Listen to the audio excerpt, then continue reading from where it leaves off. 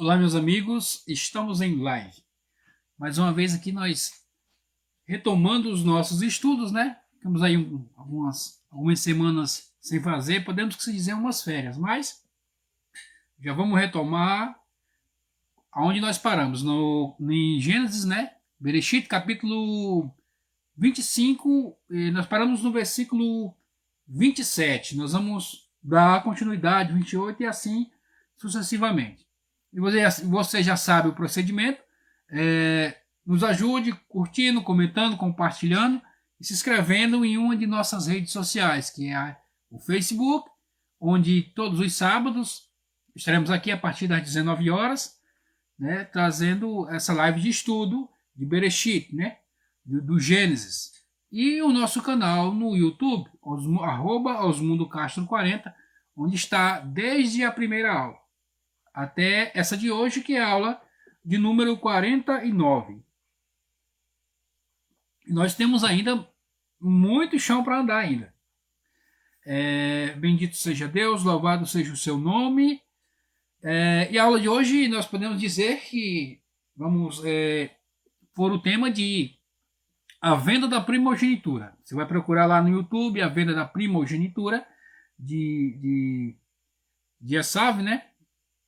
Só a venda da primogenitura. @osmundocastro40 e vai estar lá no YouTube. Você, a hora que você quiser ver.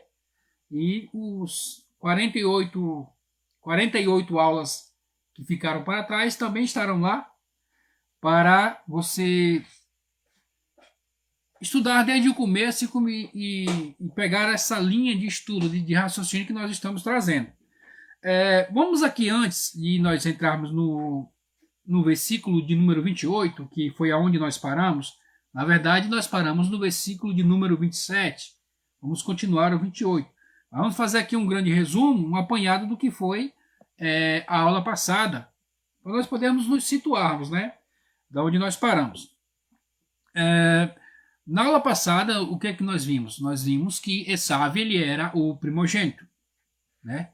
E também vimos que Esav sabia caçar, né? Esaú, né? Em português, Esaú. Transliterado, Esaú. E Esav sabia caçar. E na ocasião nós estudamos o quê? Que esse sentido de caçar não estava dizendo que era de um caçador. Pelo contrário, estava falando sobre caçar, sobre algo político. Que ele seria que ele tinha a tendência de ser um excelente, um bom rei. Que no caso foi a oração de Yitzhak. Yitzhak ora para que venha Israel. Israel vem, mas vem em duas pessoas, Yaakov e Esav. No que nós estudamos na aula passada, que para Yitzhak, os dois eram Israel. Por quê? Porque Esav tinha as características de um bom rei. Nós já estudamos isso nas aulas passadas. E se passar alguma coisa aqui por alto, você vai na aula de número 48, que vai estar tudo lá. Estamos fazendo apenas um resumo, né, para podermos nós darmos prosseguimento. Vimos também que Yaakov, ele ficava nas tendas estudando. Então, isso era o Israel perfeito, na ótica e na visão de Esav. De Yitzhak. Por quê? O que é que um povo precisa? O povo precisa de um rei, de um sacerdote, para que o povo ande bem. Um rei e um sacerdote é o que o povo precisa.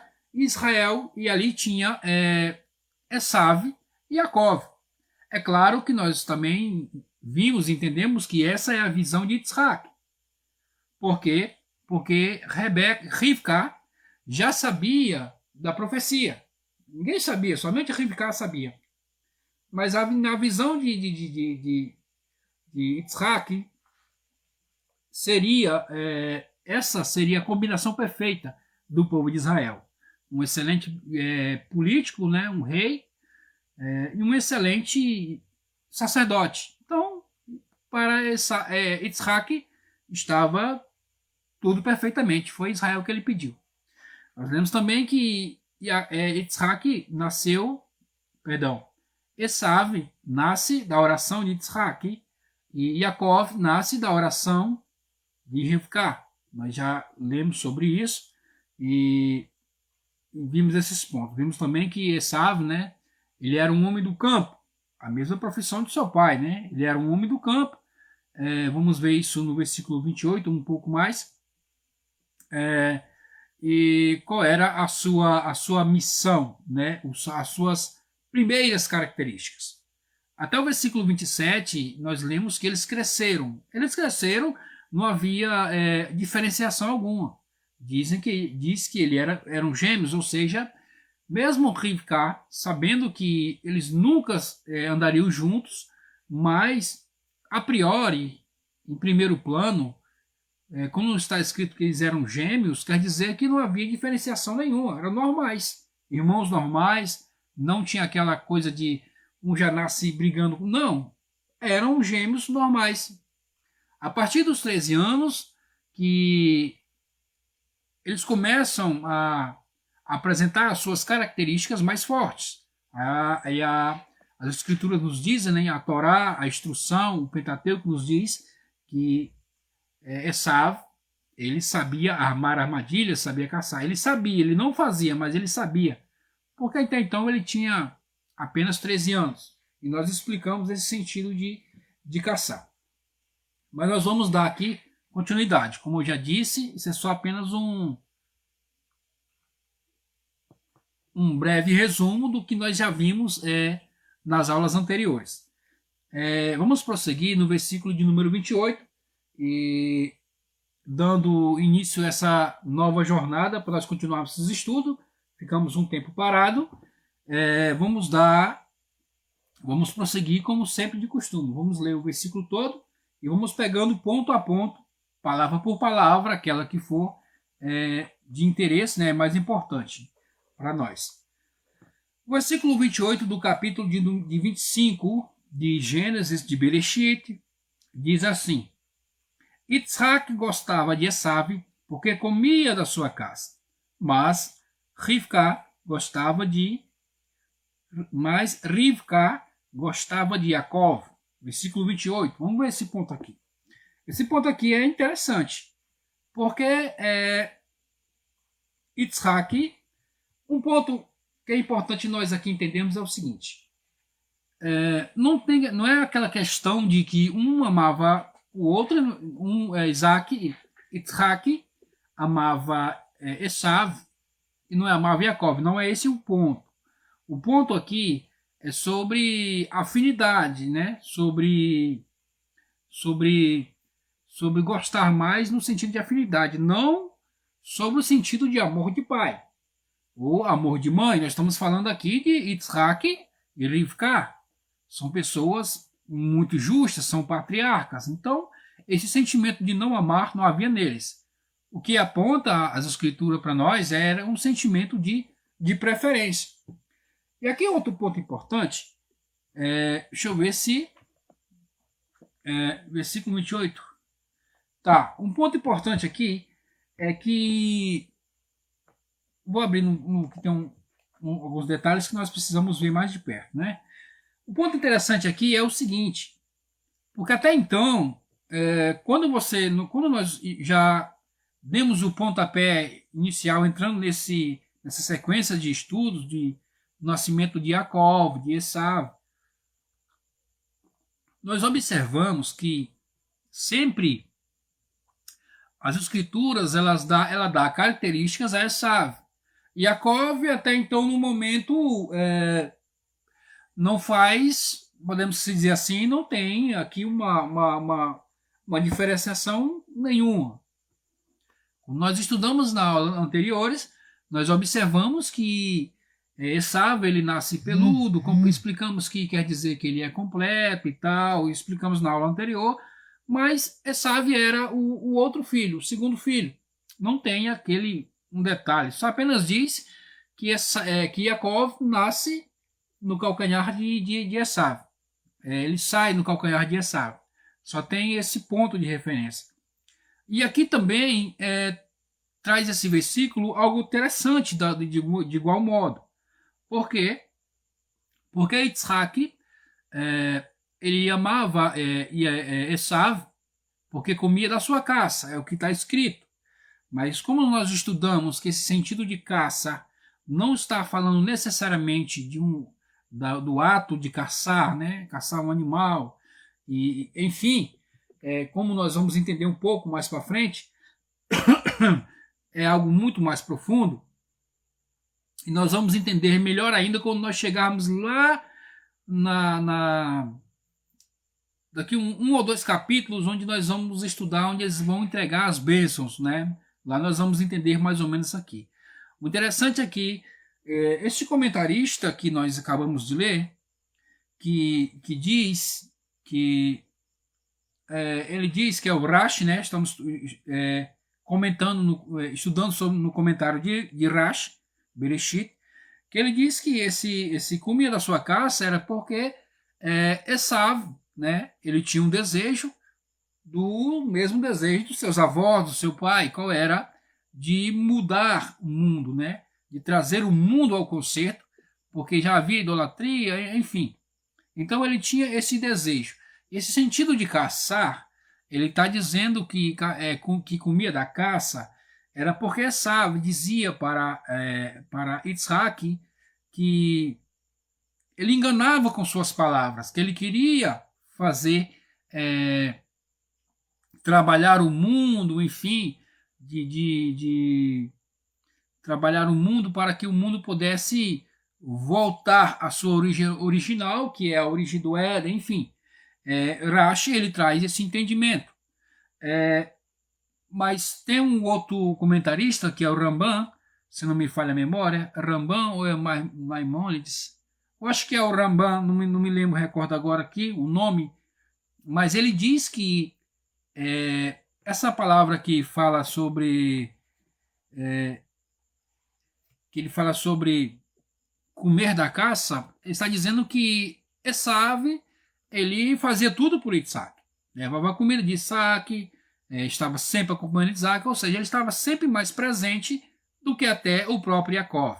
Nós vamos observar que Yaakov, ele estudava, mas uma pessoa que estuda, somente estuda, ele não traz nada de prático para a sociedade, para casa. O que ele fazia? Aqui diz que Esav caçava, mas Yaakov não trazia nada de prático até então. Estudava, sim. É importante estudar? Sim, é importante. Mas e esse é um dos pontos em que nós lemos na aula passada, que está escrito o Vayri, que nós dissemos que quando aparece a palavra Vayri, quer dizer que é algo ruim, não é bom, no versículo 27. E esse foi o ponto, que quando eles chegaram aos 13 anos, cada um foi para um lado. Esav foi para o campo, né? E Yaakov ficou na tenda estudando. Então, esse foi a grande tragédia que aconteceu. Ou seja, no momento em que Esav precisava mais de Yaakov, ele não estava lá. Ele estava estudando, né? E o versículo que nós lemos está falando sobre que ele sempre esteve mais presente com seu pai, com Yitzhak. Yaakov estava estudando. E diz o texto também que nós lemos, o versículo, que Rivka gostava mais de Yaakov. Mas, pelo que nós entendemos, pelo literal que nós entendemos, ele não fazia assim, algo que fosse de uma relevância, cuidar da casa, sei lá, cuidar do gado. Ele não fazia algo de relevante, sim, neste sentido. Ele apenas estudava. É importante? Sim, muito importante, como já dissemos. Mas não devemos viver apenas na teoria. Temos que ir à prática, à ação. Então, o entendimento que se tem é Rivka, ela amava Yaakov por causa da profecia, porque ela sabia o que iria acontecer. Então, esse é o entendimento. Não porque um gostava mais do outro, não, de maneira nenhuma. Ou não amava o outro, não. Tinha aquela, como nós dissemos, no sentido de preferência, neste sentido. Esav, ele estava sempre ao lado de Yitzhak, eu auxiliava, né? levava ali comida, fazia o que ele precisava, Yitzhak, o que Yitzhak precisava, Yaakov estava lá, Esav estava lá. E Yaakov estava estudando. É neste sentido. E algo importante que eu deixei passar é que este versículo 28 passam-se 2 anos depois do versículo de número 27. No versículo de número 27, eles dois estavam com 13 anos. Aqui eles já estão com 15 anos de idade. Então já estão uma adolescente, ou seja, uma aborrecente já formada e já sabe o que quer da sua vida. Então, aqui já estão com 15 anos de idade, versículo número 28, onde vai narrar, onde narra essa história. E aqui é um ponto importante. E vai começar a aparecer aqui alguns pontos que nós devemos prestar atenção no que está acontecendo. E tem algumas perguntas que o versículo faz e nós temos que tentar entender, responder e entender. O versículo 29 diz que Yaakov estava cozinhando e Esav chegou do campo exausto, né? O ponto aqui é interessante. Esav, ele chega do campo exausto. Yaakov estava cozinhando. Aqui é um ponto interessante porque Yaakov não cozinha. Ele não faz nada de prático em casa. E Esav, de onde ele chega do campo exausto. Nós estudamos nas Escrituras Sagradas, já há algumas aulas passadas, o que é o campo. O campo é onde você trabalha, né? Onde você se trabalha. E ele chega exausto. E eu vou ler aqui mais o versículo 30 para dar uma ênfase melhor. O versículo 30 diz assim, ele chega exausto, né? O versículo 29. O versículo 30 ele diz assim, Esav disse a Yaakov, dar-me para mim dessa coisa vermelha que estou exausto. Por isso ele foi que eu estou exausto. Por isso ele foi chamado de Edom. Edom é vermelho, né? Quer dizer, ele pediu comida dessa coisa vermelha. O que é que ele estava cozinhando? Estava cozinhando lentilhas, né? Lentilhas? Acho que é lentilhas. Lentilhas. E ele chega e diz, olha, me dá dessa coisa vermelha aí, né? Que eu estou exausto. Qual é a pergunta que surge aqui nesses dois versículos? A pergunta é a seguinte. O que tem a ver a exaustão com fome? O que é que as escrituras elas querem nos passar? No ato de Yaakov estar cozinhando e de repente Esav chega e diz que está exausto. O que tem a ver a coisa exausto com comer, com fome? Porque se você está exausto, o que você vai fazer? Você vai tomar um banho e vai se deitar e vai descansar. Você não vai caçar comida. Você vai descansar. Isso é o óbvio. Mas aqui o texto está dizendo que ele chega exausto e pede para comer, pede comida. Eu estou exausto, me dá comida. Eu quero comer. É esse sentido de exaustão que nós vamos tentar entendermos aqui. Quando Esav sai aos 13 anos, que ele sai para o campo, para a sua caça, ele sai.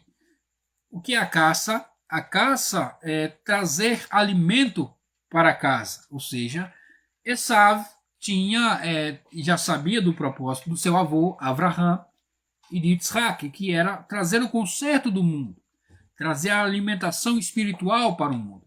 E ele adere a esse conceito, ele é um idealista e ele sai à caça. Né? Ele vai para o campo, ele vai trabalhar para poder trazer esse alimento para o mundo, né? Trazer caça, trazer comida para o mundo. E que nós encontramos aqui que ele fica exausto, ele não consegue o seu objetivo. Por isso ele chega exausto. O que acontece? Ele sai da sua zona de conforto, da casa do seu pai, né? Neto de Avraham, filho de Isaac. Começou a chover, espero que o som da chuva não atrapalha um pouco, mas se atrapalhar é a chuva, mas vai dar certo. Ou seja, ele sai da sua zona de conforto e vai para o campo. Ele passa 2 anos no campo. Ele sai aos 13. Ou seja, 2 anos caçando, 2 anos tentando trazer alimentação para o mundo. E ele não consegue. Ele não consegue nem para o mundo e nem para si próprio. Porque ele chega pedindo o que comer de Jacob. Jacob estava cozinhando. Ele fala, me dá esse vermelho, vermelho aí. Nós vamos saber que é lentilhas lá no versículo 34, né? No versículo ele só fala que é lentilhas no 34. Aqui mesmo não fala que é lentilhas, mas no 34 fala que é lentilhas. E por que? A outra pergunta é: e por que Jacob está cozinhando, se Jacob não cozinha? Segundo a tradição, vai dizer que este dia é o dia em que morre Abraão. Abraão morre esse dia. E o que é lentilhas? Lentilhas é a comida dos enlutados, né?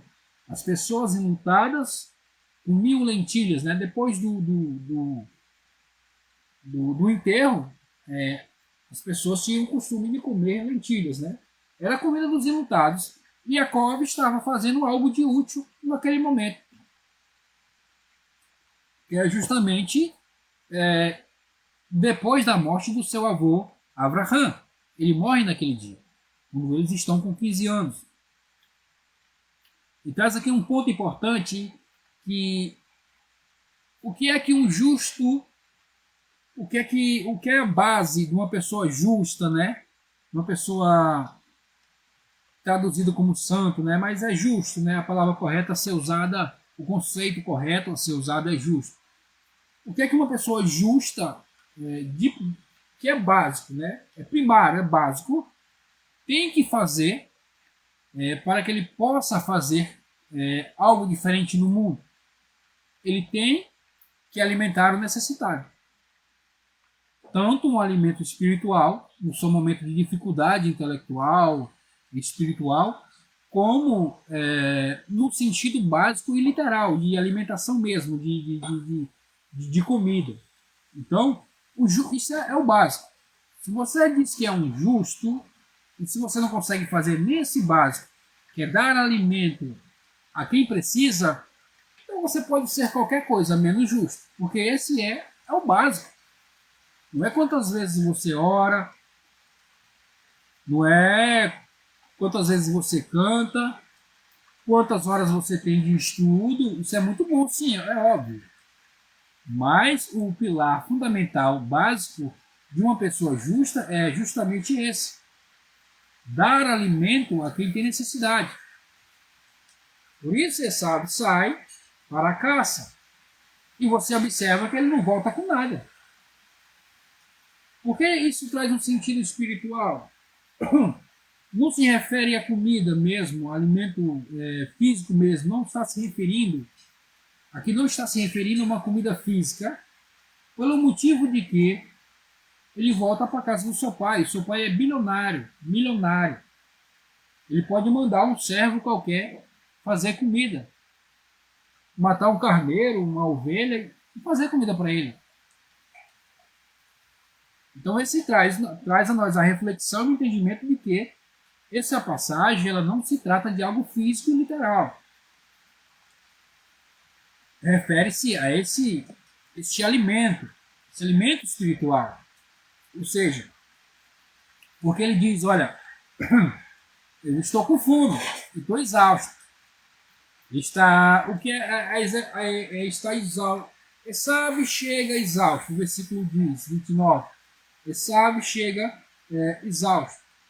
O que está querendo dizer? Que ele chega do campo onde ele foi tentar trazer um alimento espiritual para o mundo, o conceito do mundo, ele não conseguiu. Ele está decepcionado, ele está frustrado, né? Porque ele foi tentar fazer algo e não conseguiu. Um rapaz de 15 anos, é um adolescente, né? Um adolescente de 15 anos. sai de toda a mordomia da casa de seus pais, tudo na mão, servos e servas, e vai para o campo para tentar fazer mudar, para mudar o mundo, ou seja, ele sai para caçar. O que é que ele encontra no campo? O mundo de Nimrod. Aí cai nele o sentimento de culpa, porque ele não conseguiu mudar o mundo. Ele não tanto conseguiu, ele tentou ao ponto de ficar exausto, de estar cansado, decepcionado, né? Frustrado. Ele não conseguiu mudar o mundo. O que acontece com uma pessoa que se frustra quando ela tem um objetivo, ela tem uma ideologia, um ideal a seguir? Vai cair o sentimento de culpa. Isso é natural, isso é humano. Cai o sentimento de culpa porque ela não conseguiu fazer com que houvesse uma mudança que ele queria, que ele almejava, que ele planejou, que ele arquitetou em sua mente. Ele não consegue esse êxito. Ele fica frustrado e logo sobrevém o sentimento de culpa. E quando vem o sentimento de culpa, o que naturalmente nós fazemos, vamos transferir a culpa para terceiros. Porque se eu não conseguir, não, a culpa não foi minha, porque o mundo está tão corrompido que eu não consegui mudar o mundo. Porque ele está tão mal, com a influência de Nimrod, que eu não consegui fazer nada. Não foi minha culpa. Foi culpa da corrupção, do mundo que não já está perdido, já desiste do mundo, não tem como mudar. Ou seja, ele transfere essa culpa, desta responsabilidade da primogenitura. O que é ser o primogênito? É ser aquele que cuida dos mais novos. Aqui no caso de Israel, é o primogênito escolhido por Deus, indicando que as outras nações são os irmãos mais novos, que precisam dos cuidados de um primogênito, da atenção, do ensino de um primogênito. Nós já vimos isso em aulas passadas. E quem é o primogênito? Quem assume esse papel de primogênito? Esav. O primeiro ponto é Esav. Ele vai assumir essa responsabilidade. Ele se frustra, ele não dá conta do recado e ele entrega os pontos. E diz, olha, não dá, eu estou exausto. Aqui nós vemos, não vemos aqui até então, até onde nós estudamos, nenhum diálogo entre os dois, entre Yaakov e Esav. Aqui é o primeiro diálogo que eles têm. Então eles têm algo muito similar, muito comum, com o mesmo de Caim e Evel, né? Caim e Abel. Porque quem vai procurar Evel é Caim. Aqui também quem vai procurar sempre é o primogênito, é Esav no caso. Pelo menos aqui não houve morte, mas lá no Éden, né? Ou na saída do Éden, de Caim e Evel, Caim mata Eva, né? Já estudamos sobre isso. Aqui pelo menos Esav não mata Jacó. Ao contrário, ele pede ajuda, ó, me dá de comer, cara, que eu tô exausto, eu não consigo mais. Essa responsabilidade de ser o primogênito que vai trazer o conserto do mundo, eu não consigo carregar. Eu não consigo nem alimentar a mim mesmo. Porque ele saiu para caçar e não trouxe nada. Ele não trouxe nada. Veio de mãos vazias. Ele sai para caçar e sai de mãos vazias, ou seja, ele sai para tentar transformar e mudar o mundo, se frustra com a realidade. Quando ele está de frente com a realidade, ele observa que o buraco é bem mais embaixo. Não é do jeito que nós imaginamos que seria. Não é do jeito que ele imaginou que seria. Então ele se frustra e volta para sua casa. Diz, não, para mim esse negócio de primogenitura para mim não funciona, não dá, eu não consigo. Então esse é o ponto. Ele não consegue ele não consegue trazer, né? Ele não consegue concluir os seus ideais, na verdade, que é transformar o mundo. Como nós já dissemos, porque quando você bate de frente com uma realidade, a situação é outra, a situação muda. Não é a mesma coisa. A situação é bem diferente. Você está no seu lugar cômodo e de repente você sai, ou eu vou sair para fazer algo bom. Quando você chega lá, é, está totalmente diferente daquilo que você imaginava. Então você vai se frustrar. Isso pode acontecer. Acontece como nós dissemos aqui, recai o sentimento de culpa e logo, como naturalmente todo ser humano, primeiramente, quando recai sobre ele o sentimento de culpa, ele cuida logo em transferir para terceiros. Foi o governo, foi o Estado, foi o machismo, foi o feminismo, foi o ismo daquilo, o ismo daquilo de outro. Ele vai culpar alguém. Nunca foi ele. Sempre alguém vai levar a culpa. Alguém tem que ser o culpado. Porque quando ele sai para caçar como essa ave, ele não consegue alimento nem para si. E ele chega exausto, frustrado, cansado, né? Decepcionado nos seus ideais. Não deu certo. Aquilo que eu planejei, infelizmente não deu, não rolou. Fazer o quê, né? Então eu vou entregar isso aí. E que ele encontra Yaakov cozinhando. Ou seja, ele fala, segundo a tradição, tem um diálogo entre os dois. Ele pergunta: o que é que você está cozinhando? Ele diz: eu estou cozinhando lentilhas, porque morreu o nosso avô, né? Mais ou menos esse é. Não estou trazendo aqui as palavras exatas que está no comentário da tradução, que é o chamado Midrash. Mas aquilo é a gota d'água para Esav. Por quê? Porque na mentalidade de Esav, na cabeça de Esav, uma pessoa tão justa e tão bondosa quanto Abraham não morreria.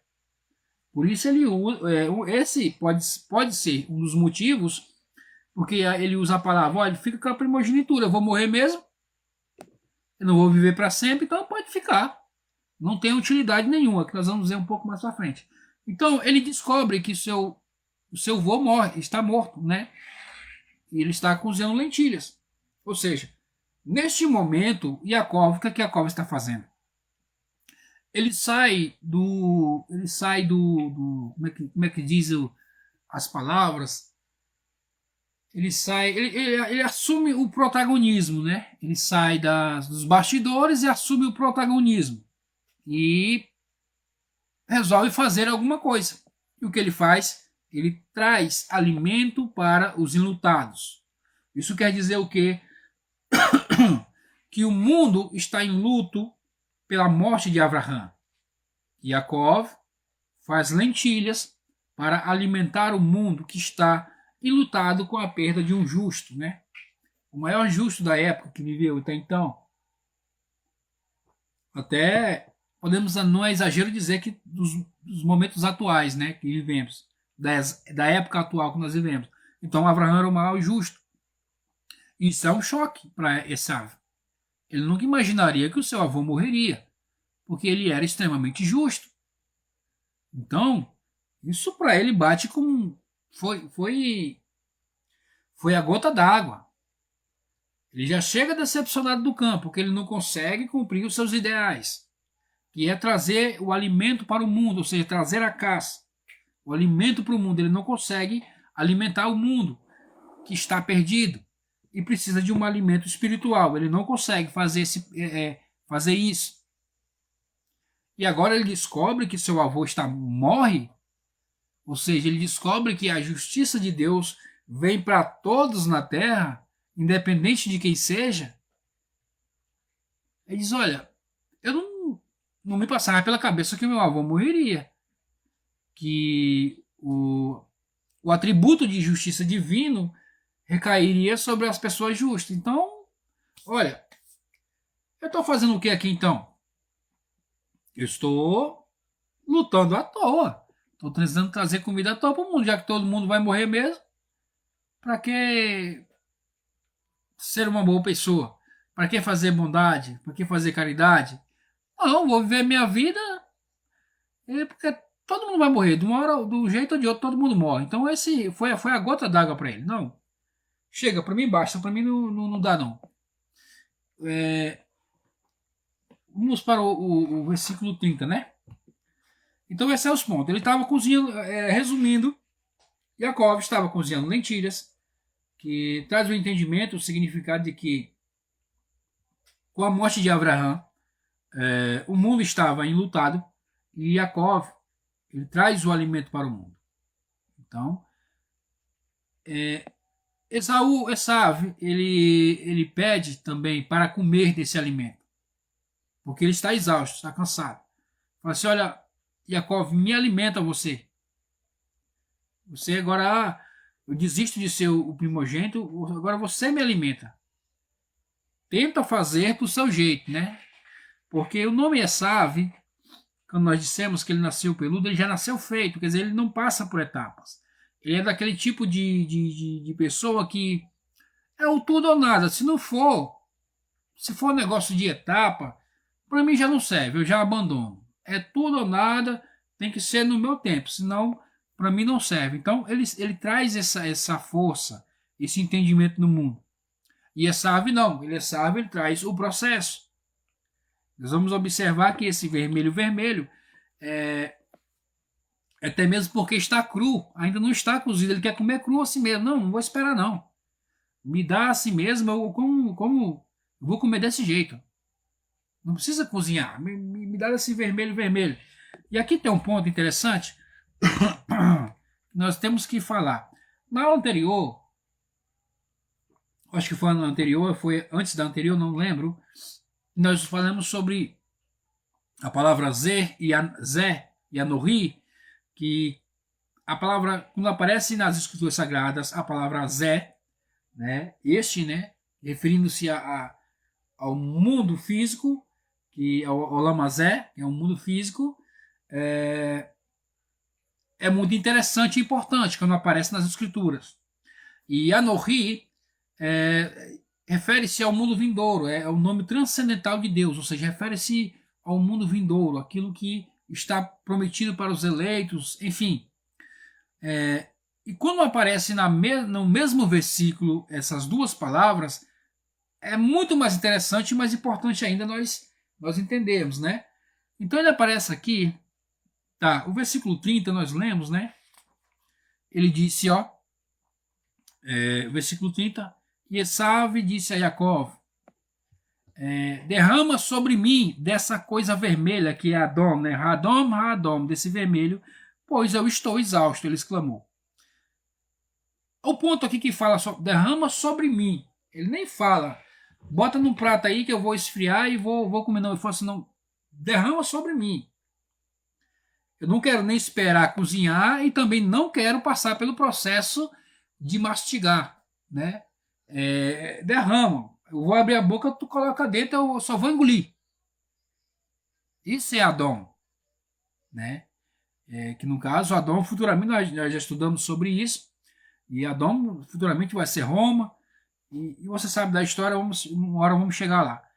Então, Esaú, como nós dissemos que para ele era tudo ou nada, ele diz, olha, derrama sobre mim dessa coisa vermelha, pois eu estou exausto, né?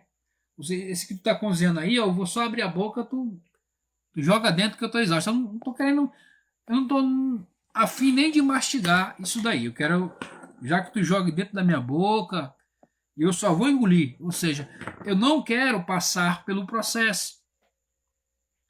Esse era o sentimento de imediatismo que muitos de nós temos hoje, é o imediatismo. Ele não quer passar pelo processo. Ele já quer ir direto para o resultado. Isso é que Esaú estava fazendo. Não me interessa o processo, o procedimento. Como dizem muito por aí, né, o tempo de Deus, não me interessa. Derrama dentro da minha boca que eu vou engolir assim mesmo. Não tá cozido ainda, tá meio cru. E também não quero nem mastigar. Joga na minha boca que eu vou engolir. É o que diz o versículo, derrama sobre mim dessa coisa vermelha. É esse ponto aqui. Derrama sobre mim, pois, né, que está aqui, Adam, Hazer que Yaf Anohi, né? Yaf Anohi, que é Hazer, não, que é Zé, né? E Anohi, que nós já explicamos que são os nomes transcendental, que é no caso que dessa coisa que eu estou, né? Eu estou, que é Anohi, eu estou, derramo sobre mim dessa coisa vermelha, pois estou, Anohi, estou exausto, né? Então ele está dizendo aqui, olha, em outras palavras, para nós entendermos melhor o que ele está querendo dizer. Anohi está se referindo a este mundo, o mundo material. Anohi, não, perdão. Zé está se referindo ao mundo material e Anohi se refere ao mundo vindouro. E o que é que ele diz aqui no que nós acabamos de ler? Ele diz, olha, me dá disso que é material, pois eu estou exausto do que é espiritual. O espiritual me deixou exaustivo, eu não consegui o meu objetivo. Então me dá só do material. E aqui nós vemos que Esav, ele era realmente materialista. Isso não me dá só daquilo que é material. O espiritual não me interessa muito, não. Ou seja, não me interessa nem um pouco, não. Me dá desse vermelho. Né? Por isso chamado Edom, né? Que é Roma futuramente. Por isso foi chamado de Edom, vermelho, por essa ocasião. Então ele disse essas palavras. Aqui está explícito que ele prefere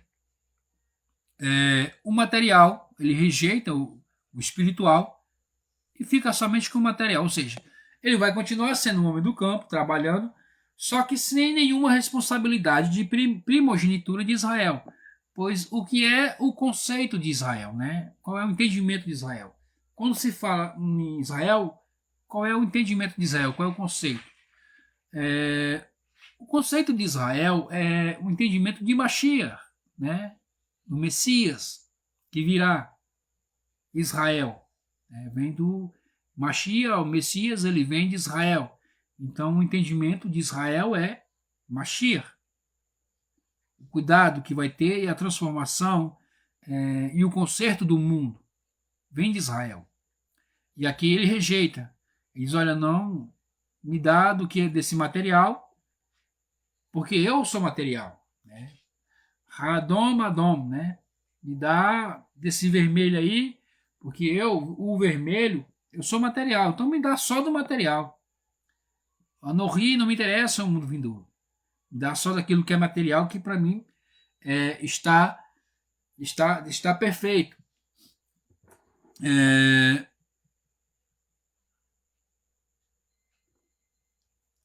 Tá, o versículo 31 disse, Jacó disse, venda-me a sua primogenitura como no dia de hoje. Né? Aí Jacó fez algo, diz, olha, se você não conseguiu do seu jeito, né, no imediatismo, tudo para ontem, vende para mim a primogenitura, que eu vou fazer ela do meu jeito, né, com o tempo, né, passo a passo, como tem que ser. Vou cozinhar bem a comida para dar para o mundo que está precisando de alimento espiritual. Vou fazer do meu jeito, me vende. Aí ele diz como no dia de hoje, ou seja, seja claro, seja bem explícito, como no dia de hoje, ele quer dizer assim para que você seja bem claro, bem explícito, para que não haja uma pegadinha futuramente, não, bem explícito. Me vende a primogenitura. Que eu assumo essa responsabilidade. Estou aqui verbalizando como se fosse em outras palavras. Como se fosse não em outras palavras, ou seja, ele fala, olha, me vende a primogenitura, me vende, me vende a primogenitura como o dia de hoje, ou seja, que seja bem claro, Me entrega a primogenitura que eu vou fazer do meu jeito daqui para frente. E Esaú exclamou: eis que irei morrer mesmo, do que me serve a primogenitura? Ou seja, uma hora ou outra eu vou morrer, para que eu vou querer essa tal de primogenitura? Não vai me servir de nada. Até então ela só me trouxe dor de cabeça. Né? Então eu vou te vender a primogenitura. E disse Jacó: faça o juramento como no dia de hoje. Ou seja, mais uma vez ele insistindo: olha, seja claro que você está me vendendo você está me vendendo a primogenitura. Seja bem claro, para que não haja futuramente você dizer: eu não sabia, não sei o quê. Não, seja bem claro, você está me vendendo, você disse que não aguenta mais, que não conseguindo alimento nem para você e nem para o mundo. Eu vou lhe alimentar, mas seja claro, faça um juramento que a primogenitura vai ser minha. E ele fez o juramento e vendeu a sua primogenitura a Jacó. A Jacó agora vai alimentar Esaú. O interessante é que no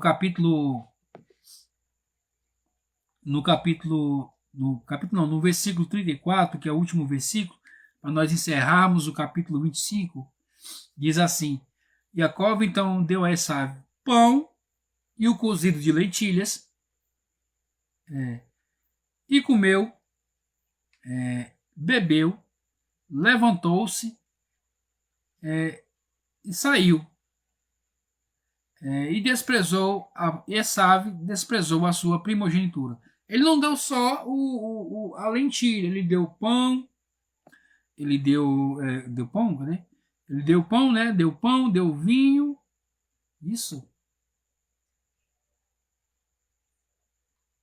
Não está escrito deu vinho, né? Ele comeu e Esaú procurar Jacó então deu a Esaú o cozido de lentilhas, ele comeu e bebeu, levantou-se e saiu. Ou seja, não fala de vinho, mas provavelmente é o vinho, né?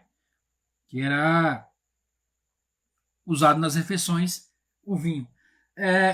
Então, ele não fez só isso, ele também deu pão. Ou seja, até o próprio pão, ele tem um processo para ser pronto. Ele vai ser, acho que são 10 ou 13 processos. Ele é colhido, ele é plantado, nasce, é colhido, ele é pisado, né, triturado. Aí depois ele é molhado e amassado, ele é colocado para ser fermentado, e depois de fermentado ele tem que se elevar, e depois ele vai para o forno. Enfim, tem todo um processo. E era justamente isso, aquilo que Esaú não queria. Ele queria, se fosse para mudar o mundo, teria que ser de uma vez, não era em processo. Jacó traz para ele não só o pão, mas trouxe vinho, que também tem um processo de colheita, de envelhecimento, para ficar saboroso, para ficar gostoso. Tem a leitilha, que tem que esperar cozinhar, mas ele não queria cozinhar. Ele disse: olha, eu vou abrir a boca, tu derrama dentro da minha boca mesmo. Imediatista, ele queria tudo para ontem. E as escrituras, aí ele comeu, bebeu, levantou-se e saiu. E desprezou a sua primogenitura, ou seja, ele abandonou. Vou ver minha vida começar, vou caçar, vou viver no campo, e somente pelo materialismo, pela distração, pela diversão. Não me interessa essa coisa espiritual de trazer alimento espiritual para o mundo. Não é o meu interesse, não é o meu gosto. Então, dessa forma, Esaú vende a sua primogenitura para Jacó. Vamos encerrar por aqui. No capítulo 26, vai ser a próxima aula, no próximo sábado, a partir das 19 horas, nós estaremos aqui de novo, né? Dando continuidade na aula de número 50. Ainda falta bastante aulas para nós terminarmos o livro de Gênesis. Então, eu espero você no próximo sábado. Fique bem, fique em paz e fique com Deus.